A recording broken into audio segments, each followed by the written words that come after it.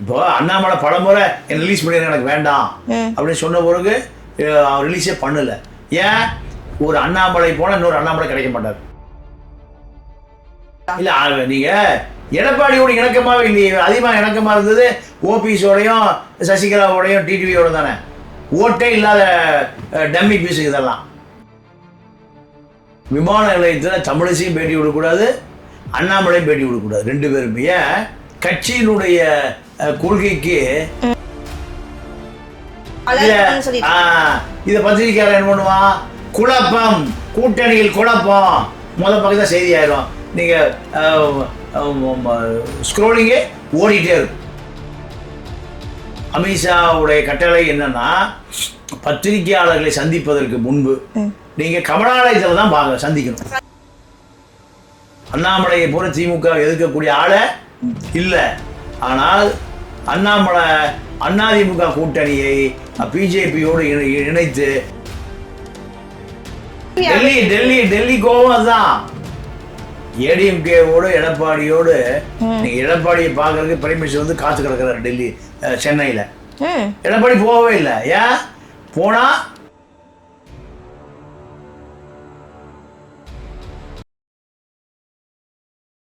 வரும் நேயர்களுக்கு அன்பு வணக்கம். இன்னைக்கு நம்மளோட சிறப்பு நேர்காணலுக்கு வந்திருக்காரு திரு மூத்த பத்திரிகையாளர் தமிழா பாண்டியன் சார். அவர்கிட்ட இப்ப நடந்துட்டு இருக்க அரசியல் சம்பந்தமான சில கருத்துக்களை கேட்டு தெரிஞ்சுக்கலாம். வணக்கம் சார், நல்லா இருக்கீங்களா? நல்லா இருக்கேன் சார். இப்போ உங்ககிட்ட ஒரு விஷயம் கேட்குறேன். இப்போ நேற்று நைட்டு பார்த்தீங்கன்னா பரபரப்பான ஒரு சம்பவம் நடந்தது. அது என்னன்னு பார்த்தீங்கன்னா, பாஜக மாநில தலைவர் திரு அண்ணாமலை ஒரு ஃபோன் கால் வந்தோடனே பரபரப்பாக போறாரு. உடனே கிளம்பி டெல்லிக்கு போறாரு. அவர் என்ன சொல்லியிருக்காரு பார்த்தீங்கன்னா, அதுக்கு முன்னாடி நான் உள்துறை அமைச்சர் அமித்ஷா கிட்ட இருந்து எனக்கு ஃபோன் வந்திருக்கு, அதனால நான் போறேன்னு சொல்லிட்டு ரொம்ப பரபரப்பாக வேகமாக ஓடுறாரு. இன்னொரு விஷயம் பார்த்தீங்கன்னா, இப்போ ஒரு தேர்தல் முடிஞ்சதுக்கு அப்புறம் பாஜக அந்த அளவுக்கு எதிர்பார்த்த அளவுக்கு வெற்றி பெறல. அந்த விஷயத்தை பத்தி பேச போறாரா, இல்ல இப்போ அந்த கட்சியில அவர் தொடர்ந்து இருப்பாரா, இல்ல வேற யாருன்னா மாற்றப்படுவாங்களா? அந்த மாதிரி சில கேள்விகள், சில சந்தேகங்கள் எழுது. அதை பத்தி உங்களுடைய நோக்கம்? இல்ல, அண்ணாமலை மீது டெல்லி அதிகார மையம் கடும் கோபத்தில் இருக்கு. எதுக்கு அந்த கோபத்துக்கான காரணம் என்னன்னு கேட்டா, அதிமுக கூட்டணியிலிருந்து விலகுவதற்கு அண்ணாமலை தான் காரணம். டெல்லி நினைக்குது அண்ணாமலை எடப்பாடியை நீங்க அரவணைத்து செல்லாமல், எடப்பாடியோடு ஜெயலலிதா ஒரு இந்துத்துவா தலைவர், எம்ஜிஆர் ஒரு இந்துத்துவ தலைவர், என்னுடைய மனைவி ஜெயலலிதாவை விட அதிகாரம் வாய்ந்தவர், இப்படியெல்லாம் அதிமுகவை சசிகலாவுக்காக, ஓபிஎஸ்ஸுக்காக, டிடிவி தினகரனுக்காக 3 பேரையும் அதிமுகவில் நீங்கள் இணைத்துக் கொள்ள வேண்டும். இந்த கட்சிக்காரங்க அவரை அரவணைச்சு கொண்டு போகலன்றதான் பெரிய கோபமா? வேற என்ன கோபம்? நீங்க அதிமுகவும் பிஜேபியும் கூட்டணியில் இருந்தா குறைந்தது ஒரு 15 சீட்டாக ஜெயிச்சிருக்கு. ஆமா, பிஜேபி சந்திரபாபு நாயுடு கிட்டையும் நிதிஷ்குமார்ட்டையும் போய் சரண்டர் ஆக வேண்டிய அவசியம் இல்லை. ஆமா, இப்போ 16 சீட் வச்சிருக்காரு சந்திரபாபு நாயுடு. சந்திரபாபு நாயுடு எப்போ வேண்டுமானாலும் ஆட்சியை கலைப்பார். ஆதரவு வாபஸ் வாங்கினார்னா ஆட்சி கலைஞ்சு போயிடும். இப்போ பிஜேபி அந்த பயத்துல தான் இருக்காங்க, எப்ப வேணா என்ன வேணா மாற்றம். அப்போ இந்த பயத்துக்கு அடிப்படை காரணமே அண்ணாமலை தான். அண்ணாமலை அதிமுகவோடு கூட்டணி வைத்திருந்தால், அதிமுக பிஜேபியும் கூட்டணியில் இருந்தால் ஒரு 15 சீட் கிடைச்சிருக்கும். எங்க? தமிழ்நாட்டுல. அப்போ இந்த 15 சீட்டு கிடைக்காமல் போனதுக்கு யார் காரணம்? அண்ணாமலை தான் காரணம். இப்ப அண்ணாமலை, எடப்பாடி யாரை குற்றம் சாட்டுறாரு? அண்ணாமலை தான். அண்ணாமலை பிஜேபி ஏடிஎம்கே கூட்டணி உறுதி செய்வதற்கு பதிலாக சசிகலாவையும் ஓபிஎஸ்ஸையும் டிடிவி தினகரனையும் அதிமுகவில் இணைத்துக் கொள்வதற்காக தரகு வேலை பார்க்கிறாரு. எடப்பாடி என்ன நினைக்கிறாரு? இந்த 3 பேரும் அதிமுகவில் வந்தால் 3 நாள் பலம் இல்லாம போயிடுவோம். இப்போ ஆல்மோஸ்ட் இந்த அதிமுக பலம் இல்லாம தானே இருக்காங்க. அதிமுக மிருக பலத்தோடு இருக்கு, யானை பலத்தோடு இருக்கு. அதை வந்து அண்ணாமலை வந்து சரியா பயன்படுத்திக்கலன்னு சொல்ல வரீங்க. அதுதான் அமித்ஷாவுக்கும் கோபம், மோடிக்கும் கோபம், நட்டாவுக்கும் கோபம். அமித்ஷா இப்போ அதிமுக கூட்டணியிலேருந்து வெளியே போன டிடிவி தினகரன் தேனியில் ஜெயிக்க முடியல. ஆமாம். ஓபிஎஸ் ராமநாதபுரத்தில் நின்று பலாப்பழம் ஜெயிக்க முடியல. இப்போ சசிகலா தென்காசியில் ஆரம்பிக்கப்பட்ட அந்த பேரணி தென்காசியில் ஆரம்பிச்சு தென்காசியோட முடிஞ்சு போச்சு. அங்கேயே ஆரம்பிச்சு அங்கேயே முடிச்சிட்டாங்க. தமிழ்நாடு முழுக்க வந்திருக்கணுமா இல்லையா? ஆதரவாளரே இல்லை. தென்காசியில் யாராவது ஒரு அதிமுக தொண்டை போய் வரவேற்றானா? இல்லை அதிமுக முன்னாள் எம்எல்ஏ யாராவது போய் சசிகலா வரவேற்றாங்களா? பேனர் வச்சானா? இல்லை ஏதாவது சால்வு கொடுத்தானா? ஒன்றுமே இல்லை. அந்த மாதிரி என்ன எதிர்பார்த்தது? அதிமுக கூட நம்மளை பலி பூரா வரவேற்பு எதிர்பார்த்தாங்க. அவங்களோட எதிர்பார்ப்பு வந்து மறைந்த முதலமைச்சர் அம்மா மாதிரி நம்மளே எல்லாரும் நடத்துவாங்கன்னு எதிர்பார்த்தாங்க. அது நடக்கலன்னு. அது வந்து தோல்வி. அதுக்கும் திரு அண்ணாமலைக்கும் என்ன சம்பந்தம் இருக்கு? அண்ணாமலை சசிகலாவை அதிமுக சேர்த்துக்கொள்ள சொல்லி எடப்பாடிக்கு நெருக்கடி கொடுக்கிறாரு. எடப்பாடிக்கு நெருக்கடி கொடுக்கிறாரு. எடப்பாடி என்ன நினைக்கிறாரு? சசிகலா வெளியேறிட்டாங்க, இனி சசிகலா உள்ள கொண்டு வந்தா ஒரு கோஷ்டி சசிகலா கோஷ்டி உருவாயிரும். அதிமுகவில் இருந்து புது கோஷ்டி வந்தா இவருக்கு ஆபத்து. அதுதான் அரசியல். ஓபிஎஸ் உள்ள வந்தா ஆபத்து, இவருக்கு ஆபத்து. ஓபிஎஸ் இப்போ அதிமுக வெளியேறிட்டாரு. வெளியேற்றுவதற்கு அவருக்கு 8 வருஷம் தேவைப்பட்டிருக்கு. ஏன்னா 5 வருஷம் ஆட்சியில் இருந்தாரு. ஆட்சி போய் 3 வருஷம் ஆச்சு. 8 வருஷம் ஆனது பின்னாடி தான் எடப்பாடியுடைய கட்டுப்பாட்டுல ரெட்டையில வந்து சேர்ந்திருக்கு, கட்சி வந்து சேர்ந்திருக்கு, அதிகாரம் வந்து சேர்ந்திருக்கு, தலைமை கழகம் வந்து சேர்ந்திருக்கு இல்லையா? இப்போ ஓபிஎஸ் உள்ள வந்தாருன்னா அவரும் இணை ஒருங்கிணைப்பாளர். சசிகலா உள்ள வந்தா பொதுச் செயலாளர், டிடிவி தினகரன் வந்தா துணை பொதுச் செயலாளர். அப்ப 3 பேர் உள்ள வந்துட்டாங்கன்னா எடப்பாடியுடைய அதிகாரம் குறைஞ்சு போயிடும். அப்போ ஒரு கட்சி தலைவன் முழுமை அதிகாரம் இருக்கிறத விரும்புவாரா, அதிகாரம் குறைஞ்சு போனது விரும்புவாரா? அதிகாரம் இருக்கிறதா விரும்புவாரு. நீங்க எடப்பாடி முதலமைச்சராக இருந்த பொழுது கட்சியினுடைய ஒருங்கிணைப்பாளர் ஓபிஎஸ், இணை ஒருங்கிணைப்பாளர் எடப்பாடி. இப்போ கருணாநிதி உயிரோடு இருந்தார். ஒரு அறிக்கை விடணும்னா எடப்பாடி கைது போட்டு அறிக்கையை விட முடியாது. யார்கிட்ட போய் கைது வாங்கணும்? இணை ஒருங்கிணைப்பாளர் ஒருங்கிணைப்ப ஓபிஎஸ் 2 பேரும் சேர்ந்து கைது போடணும். ஓபிஎஸ் எங்க இருப்பாரு? தேனியில் இருப்பாரு. இந்த அறிக்கை எங்க போகும்? தேனிக்கு போகும். ஓபிஎஸ் பார்த்துட்டு கைது போடுவாரு. அது அடுத்த நாள் தான் வரும். அப்போ திமுக வந்து ஒரே நாள கைது போட்டு 5 நிமிஷத்துல போயிடும். இவங்க 2 கைது போடுறதுக்கு அப்ப எடப்பாடி என்ன நினைச்சாரு? எப்போ இந்த ஓபிஎஸ் கைது போடாம நாமே நேரடியாக அறிக்கை கொடுக்க முடியும், அதுக்காக காத்திருந்தார். இப்போ அது நடந்துருச்சு. மீண்டும் ஓபிஎஸ் உள்ள கொண்டு வந்தா இணை ஒருங்கிணைப்பாளர், திருப்பி கைது வரக்கு எங்க போனோம்? திருப்பி அதே மாதிரி தான். அப்போ இதை எடப்பாடி விரும்பல. டெல்லி அதிகாரத்தில் இருக்கிறதுனால அண்ணாமலை என்ன பண்றாரு? நீங்க 3 பேர் சேர்த்துக்கிறாரு. ஏன்? 3 பேருக்குமான வக்கீல், 3 பேர்கிட்ட ஏதோ ஒரு வகையில பலன் பெற்றுட்டார், ஏதோ ஒரு வகையில பலன் அடைந்திருக்கார். அதை நம்ம விரிவா பார்க்க வேண்டாம். ஏதோ ஒரு வகையில பலன் அடைஞ்சிருக்காரு. அதனாலதான் ஓபிஎஸ் சேர்த்துக்க, டிடிவி சேர்த்துக்க, சசிகலாவை சேர்த்துக்க, எடப்பாடி சேர்த்த மாட்டேங்கிறார். இதனாலதான் கூட்டணியை உடையுது.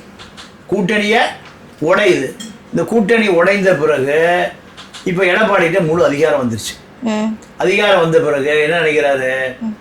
பிஜேபியோடு இருந்தால் நமக்கு சிறுபான்மை முஸ்லீம்கள் ஓட்டே போட மாட்டான் இல்லையா? கிறிஸ்தவர்கள் ஓட்டு போடுவாங்களா? அவரும் போட மாட்டாங்க. கம்யூனிஸ்டுகள் ஓட்டு போடுவாங்களா? போட மாட்டாங்க. சிறுத்தை போடுமா? தலித்துகள். அப்போ இந்த வாக்கு பூரா பிஜேபி இருந்தால் நமக்கு வாக்கு விழுகாது. பிஜேபியிலிருந்து வெளியே வந்தா தான் நமக்கு முஸ்லீம்கள் ஓட்டு போடுவாங்க. பிஜேபி வெளியே வந்தோடனே எஸ்டிபிஐ வேட்பாளர் திண்டுக்கல்ல கொடுத்தாரா? பிஜேபியோட வந்து எஸ்டிபிஐ வருவாரா? அப்போ காக்கா விற்கார பணம் படம் விழுந்த கதையா? அண்ணாமலை ஜெயலலிதாவையும் எம்ஜிஆரையும் பேச பேச விமர்சனம் பண்ண பிஜேபி விட்டு விலகி வந்துட்டார். இதுதான் காரணம் சொல்லிட்டு வந்துட்டார். இது அதாவது அண்ணாமலையோட ப்ரீ பிளான்டா இருக்கும்னு நினைக்கிறீங்களா? இந்த மாதிரி ஆப்போசிட்டா பேசி பேசி அவங்கள கோவப்படுத்தி விலைக்கு வைக்கணும்ன்றது மாதிரி பிளானா? இல்லை, அதாவது அண்ணாமலையுடைய நோக்கம் என்னன்னா 3 பேர் எப்படியாவது ஏடிபிக்குள்ள சேர்த்து வைக்கணும். எடப்பாடி விரட்டி சேர்த்து வைக்கணும். இது எடப்பாடிட்டு நடக்கலை. அவர் அசைஞ்சு கொடுக்கல. அப்போ டெல்லி என்ன நினைக்குது, நம்ம இப்போ பிரதமர் ஆவது அண்ணாமலை நமக்கு ஒத்துழைக்காமல் நமக்கு கூட்டணியில குழப்பத்தை உண்டு பண்ணிட்டாரு. கூட்டணியில குழப்பத்தை உண்டு பண்ணிட்டாரு. இந்த கூட்டணியா நீங்க எடப்பாடியோடு நெருக்கமா இருந்தா எடப்பாடி பிஜேபியில இருந்திருப்பாரு. அப்புறம் இன்னொரு விஷயம் ஏதோ சொல்றாங்க சார். இப்போ வந்துட்டு அண்ணாமலை வந்து நான் லண்டன் போய் படிக்க போறேன், ஒரு 6 மாசம் நாங்க ஸ்டே பண்ண போறேன் அப்படின்னு சொல்லிட்டு இதுக்கு முன்னாடி பிரதமர் கிட்ட ஒரு லெட்டர் ஒன்று கொடுத்துருக்காராம். ஆனா அந்த டைம்ல வந்துட்டு பிரதமரை வந்து கன்சிடர் பண்ணல. ஆனா இப்போ பிரதமர் என்ன பண்ணியிருக்காருன்னா, திரு மோடிஜி சொல்லியிருக்காரு, நீங்க வந்து நீங்க கொடுத்த இந்த லெட்டருக்கு நான் பெர்மிஷன் கொடுக்குறேன், நான் வந்து அந்த இடத்துல திரு அண்ணாமலை இருந்த அந்த போஸ்டிங்க்கு வேற ஒருத்தரை நான் சஜஸ்ட் பண்றேன், அதாவது நயினார் நாகேந்திரன் அவரை சஜஸ்ட் பண்ற மாதிரி ஒரு விஷயம் வெளில வந்திருக்கு. இது உண்மையா பொய்யா? 100% உண்மை. ஏன்னா அண்ணாமலை மீது கோபத்துல நீ எப்படியே கிளம்பி எங்கேயோ போ, நீயே கட்சிக்கே வேண்டாம், லண்டன்ல போய் என்னத்தை போய் படிக்க போறாரு, இதெல்லாம் சும்மா ஒரு ஐவாஸ் கட்டிக்கதை. அப்போ அடுத்த தலைவரை யாரு வரணும்னு முடிவு பண்ணிட்டாங்க. நிர்மலா சீதாராமன் அந்த அம்மா நிதி அமைச்சர் கேடி ராகவனை ரெக்கமெண்டேஷன் பண்ணுது பழைய தலைவரை. அமித்ஷா நயினார் நாகேந்திரன் அவரு இப்போ திருநெல்வேலி தேர்தல் நின்னாரு, முக்குளத்தூர் சமூகம் அவரை செலக்ட் பண்றாரு. ஆக அண்ணாமலை இந்த ரேஸ்லயே இல்லை. அண்ணாமலை இந்த ரேஸ்லயே அண்ணாமலை இல்லைன்னு தெரிஞ்சோடனே அமர் பிரசாத் ரெட்டி வெளியே போயிட்டாரு. அண்ணாமலை சுற்றி இருக்கிற ஆட்கள் இப்போ பேச்சு துணை கூட ஆள் இல்லை. கருணாராஜன் போய் எங்க ஓட்டிக்கிட்டாரு, தமிழிசைட்டை ஓட்டிக்கிட்டாரு. இப்ப அண்ணாமலைக்கு சுத்தி இருந்த ஆட்கள் பூராம அண்ணாமலைக்கு அதிகாரம் இல்லை, அண்ணாமலை கிளம்ப போறாரு, லண்டன் போயிட்டாருன்னா இங்க இருந்தாலே ஆள் இல்லை கட்சி நடத்துறதுக்கு. லண்டன் போனா அண்ணாமலை எல்லாம் மறந்துடுவாங்க. அதுதான் உண்மை. அப்போ இதெல்லாம் தெரிஞ்ச பிறகுதான் சரி நீ ரிலீஸ் பண்ணி நீ கிளம்பிடு. இப்ப இவங்க கட்சியிலே கூட பாத்தீங்கன்னா திரு தமிழிசை சவுந்தரராஜனுக்கும் அண்ணாமலைக்கும் ஒத்தே வர மாட்டேங்குது. 2 பேரும் எளியும் பூனி மாதிரி ஏதாவது ஒரு விஷயத்துல அவங்க சண்டை போட்டுட்டு இருக்காங்க, ஒருத்தர் ஒரு மனஸ்தாபங்களோட வெளியே காட்டுறாங்க. ஒரே கட்சியில இருந்துட்டு இவங்களுக்குள்ளே இப்படி ஒத்துமை இல்லாம இருக்கே. இல்ல அதிகாரம் தான். இப்போ அண்ணாமலை இருந்த மாநில தலைவர் பதவியை தமிழிசை வர போறான், அவங்க முயற்சி பண்ணிட்டு இருக்காங்க. டெல்லியில முயற்சி பண்ணி ஏன்னா நான் ஆளுநர் பதவியில ரிசைன் பண்ணிட்டு எனக்கு அந்த பதவி கொடுக்கணும்னு கேட்கறாங்க. அண்ணாமலையுடைய ஆதரவாளர்கள் என்ன பண்றாங்க, இந்த அம்மா வந்தா நம்மளை எல்லாம் டம்மி பண்ணிடுவாங்க, பதவி தூக்கிடுவாங்க. அப்ப அண்ணாமலைக்கு ஆதரவாளர் 3 வருஷமா இருந்தாங்க தமிழ்நாடு முழுக்க. அவர்கள் பூரா அச்சப்பட்டு யாரு போய் சொல்றாங்க அண்ணாமலைகிட்ட. அப்போ அண்ணாமலைக்கும் தமிழிசைக்குமான முரண்பாடு பெருசாயிட்டே போகுது. ஏன் அண்ணாமலைக்கு ஒரு ஆதரவாளர் கோஷ்டி, தமிழிசைக்கு ஒரு ஆதரவாளர் கோஷ்டி, இந்த 2 ஆதரவாளர் கோஷ்டியும் பதவி பிடிக்கிறதுக்கு ஆளா பறக்கிற பொழுது சண்டை வரத்தானே செய்யும், பதவி சண்டை வரத்தானே செய்யும். இதுதான் கீரி பாம்பமா தமிழிசையும் அண்ணாமலை வர்றது காரணம். டெல்லி தலைமை என்ன பண்ணிருச்சு, நீ ரிசைன் பண்ணிட்டு போ. இதுதான் அமித்ஷாவுடைய போனுக்கு அவசரமா டெல்லி போனதுக்கு காரணம் இதுதான். நீ ரிசைன் பண்ணிட்டு போயிரு, வேற தலைவர் நாங்க போட்டுக்கிறோம். இதுதான் இப்ப நடக்குது. ஒரு வாரத்துல 10 நாள்ல புது தலைவர் அறிவிக்கப்படுவார். வானதி சீனிவாசனா இல்ல கேடி ராகவனா நயினார் நாகேந்திரனா, இத டெல்லி தலைமை முடிவு பண்ணி கூடி சீக்கிரம் அறிவிப்பு வரும். அறிவிப்பு வரும்போது அண்ணாமலை முன்னாள் தலைவராக மாறி போயிடுவார். Okay okay. இப்போ அதாவது என்ன பார்த்தீங்கன்னா ஒரு வாரத்தில் இதுக்கான முடிவு தெரிஞ்சிடும், எக்ஸாம் ரிசல்ட் மாதிரி இதுக்கான முடிவு தெரிஞ்சிடும். பிஜேபி தமிழ்நாட்டில் யார் இருக்கா போறான்றது தெரிஞ்சிட்டு போயிடும். சரி ஓகே. இப்போ டெல்லியிலேருந்து ஃபோன் வந்தவொடனே அண்ணாமலை வந்து ரொம்ப பரபரப்பாக நைட்டோட நைட்டாக கிளம்பி டெல்லிக்கு போகிறாரு. அப்போ பத்திரிகையாளர் வந்துட்டு அந்த விமான நிலையத்திலேருந்து சார் என்ன ஆச்சு ஏன் போறீங்கன்னு கேட்கும் போது, இனிமேல் செத்தாலும் நான் விமான நிலையத்திலேருந்து யாருக்கும் பேட்டி கொடுக்க மாட்டேன்னு சொல்லிட்டு அப்பாட்டு சொல்லிட்டு போயிட்டே இருக்காரு. ஏன் இந்த மாதிரி அவரு நடந்துக்கிறாரு? பத்திரிகையாளரும் ஒரு முக்கியமான ஆளுங்க தானே, அவங்க இல்லாமல் நம்ம யாருமே இல்லைன்றதானே ஒரு வெட்ட வெளிச்சமான ஒரு விஷயம். அவங்க கிட்ட இருந்து ஏன் அந்த மாதிரி விலகி ஓடுறாரு? எதுவும் சொல்லக்கூடிய நிலைமையில அவர் இல்லையா, இல்லை சொல்லக்கூடாதுன்னு மேலிடம் அவரை வந்துட்டு அடக்கி வச்சிருக்காங்களா? அதில் என்ன நடந்ததுன்னா, நீங்கள் விமான நிலையத்தில் தமிழிசையும் பேட்டி விடக்கூடாது, அண்ணாமலையும் பேட்டி விடக்கூடாது, ரெண்டு பேருமே. ஏன் கட்சியினுடைய கொள்கைக்கு நீங்கள் இவ ரெண்டு பேருடைய பேட்டி, விமான நிலைய பேட்டி ஒரு பெரிய முரண்பாடாக இருக்கு. அண்ணாமலை ஒன்று சொல்கிறாரு, தமிழிசை ஒன்று சொல்லுது, பிஜேபியுடைய கருத்து ஒன்றா இருக்கு. அப்போது 3 விஷயம், ஒரே விஷயத்துக்கு 3 கருத்து சொல்கிறாங்க. இதுதான் டெல்லி தலைமைக்கு பெரிய தலைவலியா இருக்கு. அதனால விமான நிலையத்தில் யாரும் பேட்டி கொடுக்காது. இப்போ அண்ணாமலை இப்போ டெல்லிக்கு போறாரு, எதுக்கு போறாரு, ஏன் போறாரு, என்ன விஷயம், அவசரமா அமித்ஷா அவரை சொன்னாரு, நீங்க ரிசைன் பண்ணிடுவீங்களா, இதெல்லாம் நம்ம போய் கேட்பான். யார் நம்ம பத்திரிகையாளர் கேட்பாங்க. கேட்குற பொழுது பதில் சொன்னா டெல்லி போன அமித்ஷா கேட்பாரு, உன்னை ரிசைன் பண்றதுக்கு அவனை வர சொன்னேன், ஏர்போர்ட் என்ன பேட்டி கொடுத்துட்டு வந்திருக்க, நான் எதுக்கு வர சொன்னேன்னு உனக்கு தெரியுமா, இதுக்கு தான் வர சொன்னேன்னு அங்கே பேட்டி கொடுத்துட்டு வந்தீங்கன்னா அமித்ஷா டென்ஷன் ஆவார். பல முரண்பாடு இருக்கு. அதனால செத்தாலும் தரமாட்டேன், நிம்மதியா இருக்கேன், எனக்கு விடுங்கய்யா. இதுதான் காரணம். டெல்லியினுடைய கருத்தை அறியாமல் இவர்கள் எந்த கருத்தையும் சொல்ல முடியும், சொல்லக்கூடாது. அதுதான் கட்சியினுடைய கட்டளை. ஆனா இவங்க என்ன பண்றது, ஆளுக்கு ஒரு கருத்தை சொல்லிடுறது. அமித்ஷா கருத்து ஒண்ணு, அண்ணாமலை கருத்து ஒண்ணு, தமிழிசை கருத்து ஒண்ணு. அப்போ ஒரே விஷயத்துக்கு கட்சிக்குள்ள ஒரு ஒற்றுமை. இத பத்திரிகையாளர் என்ன பண்ணுவான், குழப்பம், கூட்டணியில் குழப்பம், முதல் பக்கத்துல செய்தி ஆயிரும். நீங்க ஸ்க்ரோலிங்கே ஓடிட்டே இருக்கும். இது அப்போ இதுதான், இதை தவிர்க்கணும். அமித்ஷாவுடைய கட்டளை என்னன்னா, பத்திரிகையாளர்களை சந்திப்பதற்கு முன்பு நீங்க கமலாலயத்துல தான் சந்திக்கணும்.